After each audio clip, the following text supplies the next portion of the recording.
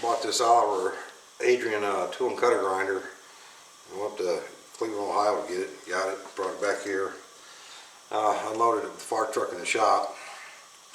And I need to get to a spot in my shop that's kind of far in the back, and without moving a bunch of other machines and stuff around, which I didn't want to have to do. And this thing's going to eventually go on the other side of that wall over there into a grinding room eventually. So I'm going to move the thing a few different times. So I wanted to make it easy to move, to get it around, get it back out of the way so I can get my truck back in this bay right here. And I got to thinking about how I did my hydraulic press. I put wheels in the back of my hydraulic press, and then I was able to use build a bracket up front, and I was able to move the thing real easy. I'll show you what I did here. But it's just angle iron. This is a 4x6 angle iron. This is, I think it's quarter. This is 3x3, and it's 3/16 angle iron. I just built a frame for it. On the bottom of it, I don't know if you can see that or not. Let me point the camera down lower. There we go. Now we can see it.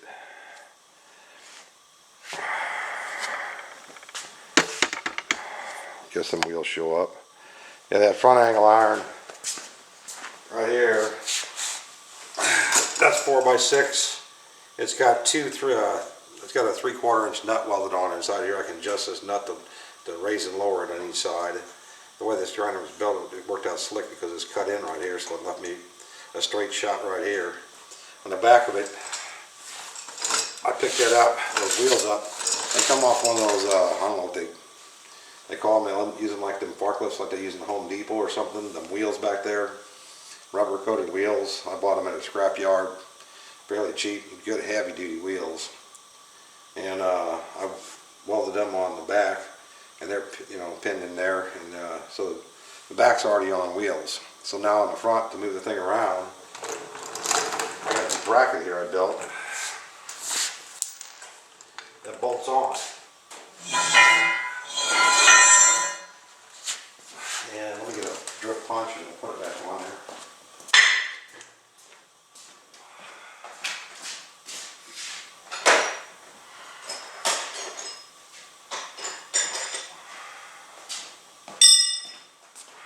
When I welded it up, I kind of warped in a little bit, which don't hurt nothing. It's just a little bit tight to get on there. But I put this bracket on here now if I want to move it.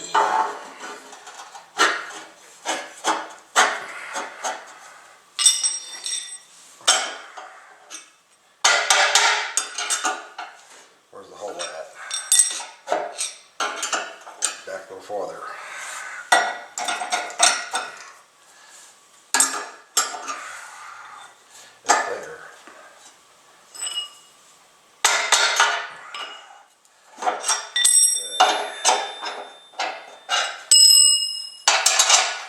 One bolt on that side.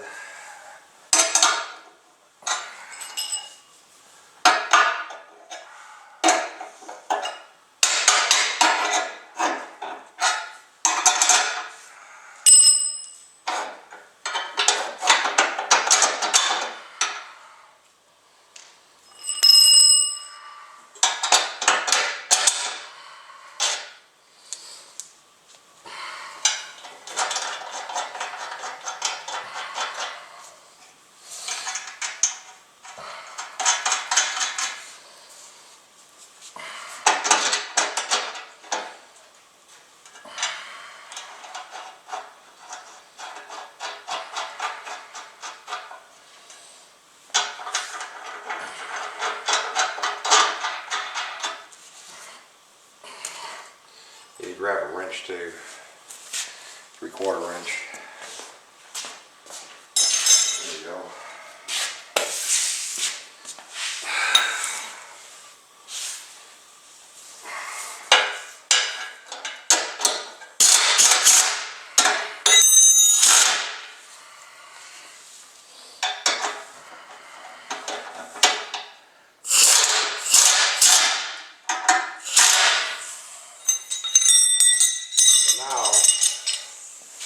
So it didn't take terribly long. This thing weighs, I don't know, 1,600 pounds or something.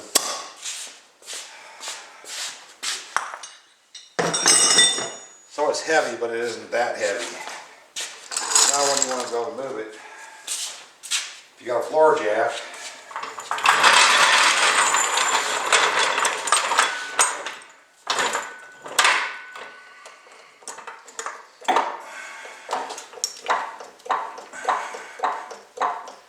it's all on wheels now. Now you can move wherever you want to move it.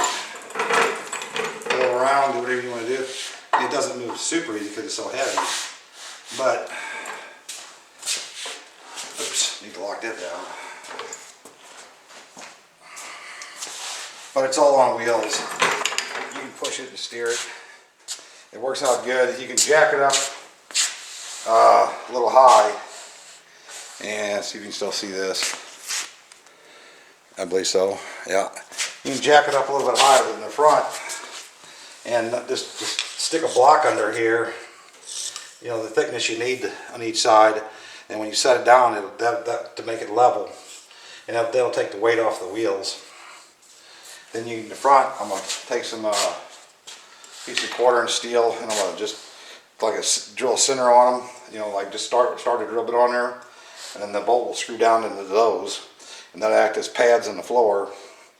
To, you know, so that the bolt don't want to dig into concrete. But then you can, you know, set it down right there, unbolt your bracket wherever you want it at, unbolt your bracket, adjust those 2 big bolts right here, one on each side of the front. And now you got your machine sitting basically on the concrete. It's not going to be on the wheels no more. Right now it's got, you can rock it a little bit, not much. It's still pretty solid. You can't really, you know, it don't move much the way it is right now, but I want to get the weight off the wheels so the wheels don't get no dents in them or nothing. But that works pretty slick for something that's not, you know, too extremely heavy. This thing, it said 1,600 pounds. That's more than, you know. It was so top heavy that I got machinery skates. I was kind of a little bit concerned because it's narrow enough that, man, if it started coming up on that machinery skates, this thing would flip over the side like real easy because it's kind of top heavy. And you know, I didn't want to do that. Well, I keep it low to the ground this way. I can move it easy. Take the bracket back off, stick it in the back out of the way. And I got an easy way to move something. And it don't take that long to put the bracket on. You saw me there, and take it back off. I'll get it where I want it, take the bracket back off so it's not in my way kicking this, but nothing sticking out right here, nothing. Works pretty slick, you know. Somebody else might be able to use that idea, but you know, the wheels, yeah, you can use steel wheels back there, wherever you can find, but yeah, works pretty good. It was sitting back there by the garage door I had no way to move it, you know, without bringing the fart truck in here, but then the fart truck won't fit in the, I want to take the thing to the back of the shop, which is way back around this way, and right here between my vise and this other stuff, I got to get it back that way, and there's just not enough room to, you know, without moving other machines around and everything else to get it back there. That's why I come up with this, you know, this situation right here. You can see those 2 big white-headed bolts, or 3/4 bolts, and there's a better closer look at the wheels. That's 1/2" plate welded to that to support the wheels in the back of there. Comes out pretty, I'm not painted all yet. It comes out pretty slick though. And the head of the grinder up top up here, the motor's got to be bolted on up here yet too. I took the motor off because I'm trying to see if I can't find a single-phase motor. But this thing goes way past, with the motor bolted on, it's way past where the wheels stick out, so that won't be an issue at all. Anyway, I just thought I'd show it to somebody else, and somebody's got a piece of machinery that's not extremely heavy. You don't got to buy any casters. You put some on casters on one end, and you put them on rollers on the other end, and the thing's not stable. It just you know, how do you lock the casters in place? Well, with this setup like this, you know, one time you screw these bolts down in the front right here, sure, the back's on wheels. I mean, if you run into it with something, you know, pretty hard, I guess you could move it, but it ain't going to move otherwise, because the front, you know, 2 bolts right there are going to lock it in place, so you don't got to worry about fighting them stupid casters wiggling around. You got your floor jack, you know, away you go. But it's just a quick tip that, you know, I'll show you what I did here, and hopefully in the future I'll get some pictures of me using this thing, doing some cutter grinding. That's what the purpose of it is. Anyway, there we go. Bye.